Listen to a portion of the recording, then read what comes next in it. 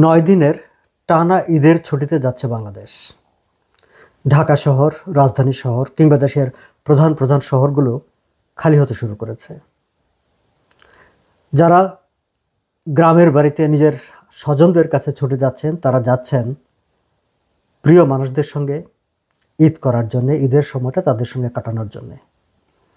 কিন্তু যে মানুষগুলো স্বজনদের কাছে ছুটে যাচ্ছেন, তাদের কতজন বুকের ভেতর প্রচণ্ড রকমের হাহাকার নিয়ে, অনিশ্চয়তা নিয়ে, দুঃখবোধ নিয়ে যাচ্ছেন, তার কি আমরা খবর রাখি?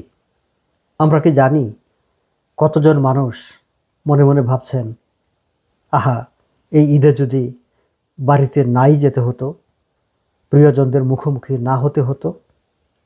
এই ভাবনা কতজনের আছে, সেই খবর কি আমরা রাখি? দর্শক, ঈদকে সামনে রেখে এই কথাগুলি আমি কেন বলছি, এরকম একটি মন খারাপ করা, বিষাদ জাগানিয়া কিছু কথাবার্তা কেন আপনাদের সামনে তুলে ধরছি, এই প্রশ্নটি আপনাদের মনে জাগতে পারে। এবার এমন একটি সময়ে, এমন একটি পরিবেশে ঈদ আসলো, আমি যেটাকে বলি যে একটি ভিন্ন রকম পরিবেশ। কেন ভিন্ন রকম পরিবেশ? সারা বাংলাদেশে লক্ষ লক্ষ মানুষ, তারা একটি বিশেষ রাজনৈতিক দলকে সমর্থন করত। গত আগস্ট মাসের আগ পর্যন্ত যারা ক্ষমতায় ছিল, আওয়ামী লীগকে তারা সমর্থন করতো। সেই আওয়ামী লীগের সমর্থক লক্ষ লক্ষ মানুষ বাড়িঘর ছেড়ে, জীবনের ভয়ে, নির্যাতনের ভয়ে, নিপীড়নের ভয়ে, নিরাপত্তার কারণে পালিয়ে বেড়াচ্ছেন। এবার ঈদেও কিন্তু তারা তাদের স্বজনদের কাছে আসতে পারছেন না, তাদের সঙ্গে ঈদ করতে পারছেন না। তাদের মনের বেদনা, তাদের হাহাকার, সেগুলো দেখবার কিন্তু কেউ নেই, শুনবারও কেউ নেই। কিন্তু তাদের পরিবারেও ঈদ আসবে, তাদের জীবনেও ঈদ আসবে।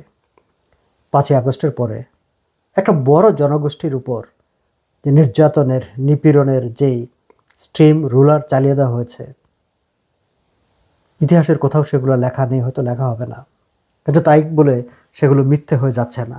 কিংবা এই লোকগুলো এবার যে ঈদ, যেই পরিস্থিতিতে ঈদ করবেন বা ঈদে যেরকম একটা মানসিক নিপীড়নের, নির্যাতনের, যন্ত্রণার শিকার হবেন, সেগুলো তো মিথ্যা হবে না। বা তাদের পরিবার যারা আছেন বাড়িতে, দেশে, তারাই বা যে ঈদ করবেন, কিভাবে করবেন? অসংখ্য মানুষের গ্রামে গঞ্জে বিভিন্ন জায়গায় যে ছোটোখাটো ব্যবসা বাণিজ্য ছিল, ভেঙে গুড়িয়ে দেওয়া হয়েছে, বন্ধ করে দেওয়া হয়েছে, দখল হয়ে গেছে। তাদের যে ইকোনমিক অ্যাক্টিভিটিস, সেগুলো তো নাই। তাদের জীবন ধারণ কষ্টকর হয়ে উঠেছে। সেখানে ঈদে আনন্দ, বাড়তি আনন্দ, সেগুলোর সুযোগ কোথায়? এ তো গেল দর্শক, যে যারা একটি রাজনৈতিক দলকে সমর্থন করতেন এবং একটি বৈরী সময়ে এসে তারা অনেকটা রাজনৈতিক কারণেও যদি বলি, যে রাজনৈতিক কারণে তারা একটা অসহায়ের মতো পালিয়ে বেড়াচ্ছেন, কিংবা জীবনটাকে স্বাভাবিকভাবে পালন করতে পারছেন না, তাদের কথা বাদ দিলাম। আমরা গত কয়েকদিন ধরে ঢাকায় দেখেছি যে গার্মেন্টস শ্রমিকরা তাদের বেতন ভাতার জন্য ঈদের আগে, কারণ তারা ঈদ করবেন, বেতন ভাতা পাওয়ার জন্য, বোনাস পাওয়ার জন্য তারা আন্দোলন করছেন। এবং গত কয়েকদিন ধরে যে তারা আন্দোলন করছেন তা না, গত কয়েক মাস ধরে আমরা, বা তার চেয়েও বেশি সময় ধরে আমরা দেখছি গার্মেন্টস শ্রমিকরা ঢাকায়, গাজীপুরে, বিভিন্ন জায়গায় তারা আন্দোলন করছেন, সড়ক বন্ধ করে তারা আন্দোলন করছেন তাদের বকেয়া বেতন পাওয়ার জন্য। তারা কাজ করেছেন, বকেয়া বেতন পাওয়াটা হচ্ছে তাদের অধিকার, আইনি অধিকার। এটি চাইবার কথা না, চাইবার আগে তাদেরকে নির্দিষ্ট সময়ে এই বেতনটি দিয়ে দেওয়ার কথা, দিয়ে দেওয়া উচিত ছিল। কিন্তু তারা আন্দোলন করছেন, এবং সেই আন্দোলন করতে গিয়ে তারা পুলিশি নির্যাতনের শিকার হচ্ছেন। পুলিশ লাঠিচার্জ করেছে, গরম পানি ছুড়ে দিয়েছে, বেধড়ক পিটিয়েছে। এইসব ঘটনা ঘটেছে, এগুলো আপনারা দেখেছেন, আমরাও দেখেছি। কিন্তু তাদের দাবিটা কি? দাবিটা হচ্ছে তাদের পাওনা টাকা, বেতন। এবং আমরা গতকালকেই সোশ্যাল মিডিয়ায়, পত্রপত্রিকায় দেখলাম যে কতগুলো নাটকীয় ঘটনা দেখলাম। দর্শক, আপনারা জানেন যে একটি গার্মেন্টস ফ্যাক্টরির উদ্ধৃত করে সরকারি গণমাধ্যমে সরকার বিজ্ঞপ্তি পাঠিয়েছে বিভিন্ন টেলিভিশনগুলোতে, যে জরুরি ভিত্তিতে টেলিভিশনের স্ক্রলে প্রচার করার জন্য, যে অমুক গার্মেন্টস গ্রুপের গাড়ি বিক্রি করে দিয়ে তাদের শ্রমিকদের বকেয়া বেতন পরিশোধ করে দেওয়া হয়েছে। আসলে কি তাই? আমরা পরবর্তীতে দেখলাম বিভিন্ন মিডিয়ায়, বা যারা গার্মেন্টস শ্রমিকদের স্বার্থ নিয়ে কাজ করেন, তারা সোশ্যাল মিডিয়ায় পোস্ট করেছেন, বক্তব্য দিয়েছেন যে অনেকে হয়তো তার 16,000 টাকা পাবার কথা 6,000 টাকা পেয়েছেন, অনেকে সামান্য পেয়েছেন, অনেকে পায়নি, এমন একটা হযবরল গুজামিল দিয়ে সরকার টেলিভিশনের মাধ্যমে জানিয়ে দিয়েছে যে তাদের পরিশোধ করে দেওয়া হয়েছে। কী আশ্চর্য ব্যাপার! আমি পত্রিকায় একটা হিসাব দেখছিলাম যে প্রায় 122টি কারখানা 122টি কারখানা বেতন দেয়নি, আর ঈদের বোনাস দেয়নি 723টি, এবং 30টি কারখানার বেতন ভাতা বাকি হচ্ছে জানুয়ারি বা তারও আগের। তাইলে আমি যদি ডিসেম্বর থেকে ধরি, ডিসেম্বর, জানুয়ারি, ফেব্রুয়ারি, এরা গরিব মানুষ, কত টাকা বেতন পায়? 2 মাস 3 মাস যদি এদের বেতন বাকি থাকে, তারা খায় কি? তাদের সংসার চলে কিভাবে? বাড়ি ভাড়া দেয় কিভাবে? বা তাদের কেউ যদি অসুস্থ থাকে তার চিকিৎসা খরচ তারা কিভাবে বহন করে? আমাদের ধনাঢ্য গার্মেন্টস ব্যবসায়ীরা তারা কিন্তু এইসব বিষয়গুলো কিন্তু ভাবেননি, কখনো ভাবেন যে সেটা কিন্তু মনে হয় না। কিন্তু এই সময়ে এসে, ঈদের আগে এসে এরা আন্দোলন করছে কেবল এই যে তাদের মানে দাবি পাওনা, সেই পাওনাটা পাওয়ার জন্যে। দর্শক, আমি পত্রিকায় পড়েছি যে গত 12ই মার্চ সরকার, মালিকপক্ষ, শ্রমিকদের মধ্যে একটা ত্রিপক্ষীয় বৈঠক হয়েছিল। সেই বৈঠকে মালিকপক্ষ কমিটমেন্ট করেছিলেন যে 20 রোজার আগে তারা তাদের বকেয়া পাওনা পরিশোধ করে দেবেন। 20 রোজা শেষ হয়ে গেছে, কাল দিন বাদে ঈদ চলে আসছে, এখন তাদেরকে আন্দোলন করতে হচ্ছে। মজার ব্যাপার হচ্ছে, আমাদের গার্মেন্টস মালিকরা বিভিন্ন সময় সরকারি নানা ধরনের প্রণোদনা পায়, তারা বিশেষ একটা ভিভিআইপি ট্রিটমেন্ট পায় সরকারের কাছে, সবসময় রাষ্ট্রের কাছে তারা সবসময় ভিভিআইপি। এবং এবারও তারা এই যে মানে ঈদের আগে শ্রমিকদের, কর্মচারীদের বকেয়া বেতন তারা পরিশোধ করে দেবে, কেবল এই কারণে তাদের যে প্রণোদনার 2000 কোটি টাকা সেটি সরকার ছাড় করে দিয়েছে বলে পত্রিকায় খবর বেরিয়েছে। তাহলে 2000 কোটি টাকা কারা পেল? এবং সেই 2000 কোটি টাকার বেতন ভাতার অংশটুকু তাহলে দেওয়া হলো না কেন? তারা তাদের টাকা নিয়ে যাবেন, কিন্তু শ্রমিকদের টাকা, তাদের পাওনা টাকা দিবেন না, কেন দিবেন না? এবং না দিলে সরকার তাদের বিরুদ্ধে কেন ব্যবস্থা নেবে না? শ্রমিকদেরকে কেন রাস্তায় আন্দোলন করতে হবে? কেন তাদেরকে পুলিশের লাঠিপেটা খেতে হবে? এইসব প্রশ্নগুলো করবার কোনো মানুষ এখন আছে বলে মনে হয় না, বাট অনেকে করছেন আমাদের বন্ধুরা। আমি দেখলাম যে তারা সোশ্যাল মিডিয়ায় এগুলো নিয়ে কথাবার্তা বলছেন, সেটি ভালো লক্ষণ। কিন্তু সরকার কি সেগুলো শুনছে? আচ্ছা, এদের তো যাদের কথা বললাম, এরা দর্শক, এদের তো চাকরি আছে, সো এরা চাকরি করে কাজ করেছে, শ্রম দিয়েছে, তার পাওনা তারা পারিশ্রমিক চাচ্ছে।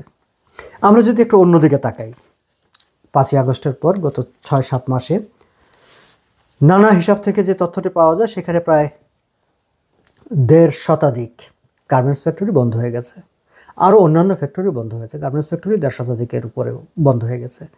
বন্ধ হয়ে যাওয়া গার্মেন্টস ফ্যাক্টরিগুলোর শ্রমিক কর্মচারীরা, সেখানেও বলা হচ্ছে প্রায় লক্ষাধিক শ্রমিক সেখানে বেকার আছে। সো লক্ষাধিক শ্রমিক যদি বেকার হয়, তাদের পরিবারের সদস্যদের মিলালে কত লক্ষ মানুষ হয়, তাদের কী অবস্থা? এই যে 6-7 মাস ধরে তাদের কাজ নাই, আয় রোজগার নাই, তারা চলছে কিভাবে? তারা খাচ্ছে কিভাবে? বাড়ি ভাড়া দিচ্ছে কিভাবে? বাচ্চার অসুস্থতার ওষুধের খরচ তারা যোগাচ্ছে কিভাবে? না দর্শক, এগুলো নিয়ে কিন্তু কেউ কোথাও ভাবেনি। কিন্তু এই যে আমরা ফ্যাক্টরিগুলোকে বন্ধ করে দিলাম, মব সৃষ্টি করে আক্রমণ করলাম, অস্থিরতা তৈরি করলাম, এবং লক্ষাধিক শ্রমিক বেকার হয়ে থাকলো, এবং সেগুলো নিয়ে কিন্তু কারো কোনো মাথা ব্যথা নেই। রাষ্ট্র, সরকার কখনো কেউ এসব নিয়ে কোনো কথা বলেছে? বলেনি। কিংবা যে গাজী গ্রুপের যেই ফ্যাক্টরিটি, টায়ার ফ্যাক্টরিটিকে পুড়িয়ে দেওয়া হয়েছিল, সেই ফ্যাক্টরির শ্রমিকরা কেমন আছে, কিভাবে চলছে তাদের জীবন, তারা কিভাবে বেঁচে আছে, কেউ কিন্তু খোঁজ নেয়নি, না রাষ্ট্র না কেউ। অর্থাৎ এই মানুষগুলোর, সাধারণ মানুষগুলোর, শ্রমিকের অভাব, অনটন, দুঃখ, দুর্দশা দেখার কেউ নেই। রাষ্ট্র তো নাই, যে সরকার এখন আছে তারাও না, অন্য কোনো সংস্থাও নেই। তাহলে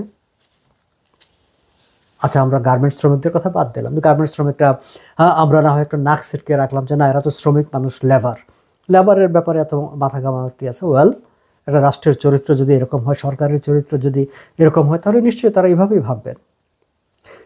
আমি পত্রিকার খবরে পড়লাম যে আমাদের বেসরকারি শিক্ষকরা, স্কুল, মানে কলেজের এমপিভুক্ত শিক্ষকরা, প্রায় 3.5 লাখ শিক্ষক, কিন্তু ডিসেম্বরের পর থেকে তারা বেতন পাচ্ছেন না। কেন বেতন পাচ্ছেন না তারা? খুবই একটা সিলি একটা কারণ। আমি তো পত্রিকায় কারণটা পড়ে আমার খুব হাসি পেয়েছে যে এটা কি করে সম্ভব যে একটা রাষ্ট্রে এই 2025 সালে শিক্ষা বিভাগ তারা একটা মানে শিক্ষকদের বেতন দেওয়ার জন্য মানে ইলেকট্রনিক ফান্ড ট্রান্সফারের একটা ব্যবস্থা করেছেন, যে সরাসরি তাদের ব্যাংক অ্যাকাউন্টে টাকাটা চলে যাবে। খুবই ভালো সিস্টেম। কিন্তু আপনি যখন সিস্টেমটি চালু করবেন, সিস্টেমটি চালু না হওয়া পর্যন্ত তো বেতন ভাতার সেই প্রবাহটা তো থাকতে হবে, সেটি তো আপনি বন্ধ করতে পারেন না। যাদের যাদের আপনি সিস্টেমের আওতায় আনতে পারলেন তারা এই সিস্টেমে বেতন পাবে, তা বাকিরা আগে আপনি যে নিয়মে বেতন দিতেন সেই নিয়মে বেতন দেবেন। আপনি তাদের বেতন তো আটকে দিতে পারেন না। এবং আপনি কিন্তু মাদ্রাসা শিক্ষকদের বেতন আটকে দেনও নি। প্রায় 102টি মাদ্রাসার এমপিওভুক্ত প্রায় 1,80,000 শিক্ষক, তারা কিন্তু মার্চ মাস পর্যন্ত তাদের বেতন পেয়ে গেছে, তাদের উৎসব ভাতা, অন্যান্য ভাতা সব কিছু তারা পেয়েছে। তাদের জন্য কিন্তু ওই যে ইলেকট্রনিক ফান্ড ট্রান্সফার হবে তারপরে বেতন পাবেন, সেই নিয়ম কিন্তু থাকেনি। তাদেরকে ম্যানুয়ালি তাদেরকে বেতন দিয়ে দেওয়া হয়েছে। তাহলে এই শিক্ষকদের ক্ষেত্রে সেরকম একটা নিয়ম কেন অনুসরণ করা গেল না? এবং এই যে তারা এখন ঈদ করতে যাচ্ছেন, মানে এত 3.5 লাখ শিক্ষক, 3.5 লাখ শিক্ষকের পরিবারের সদস্যদেরকে যদি আমরা বিবেচনায় আনি, তাহলে কত লাখ মানুষ হয়? এবং এই মানুষগুলো গত ডিসেম্বর থেকে কি অবর্ণনীয় জীবন যাপন করেছে, কিভাবে কষ্টে জীবন যাপন করেছে, বিড়ম্বনায় জীবন যাপন করেছে, সেই ভাবনাটা কিন্তু সরকারকে স্পর্শ করেনি, কাউকে স্পর্শ করেনি। এবং আমি পত্রিকায় দেখলাম যে একেবারে ঈদ শুরু হচ্ছে শেষ দিন 2 ঘন্টা ব্যাংক খোলা রাখার একটা ঘোষণা দেওয়া হয়েছে। এবং এই 2 ঘন্টায় যে সবার কিন্তু টাকাও ব্যাংকে যায়নি, যাদের গেছে তারাও যে সবাই এই সময়ের মধ্যে টাকাটি নিতে পেরেছেন বা নিতে পারবেন তেমনও তো না।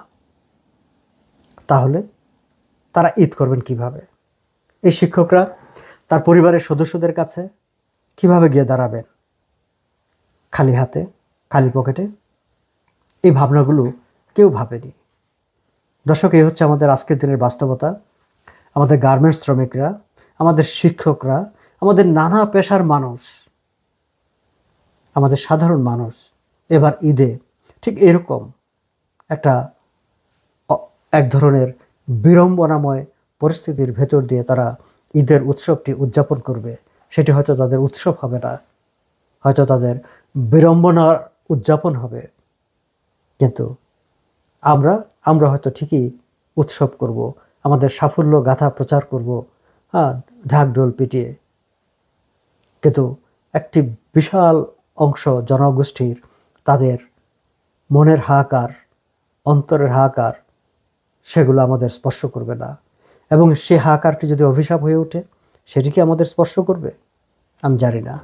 দর্শক, আজ এ পর্যন্তই। ভালো থাকবেন।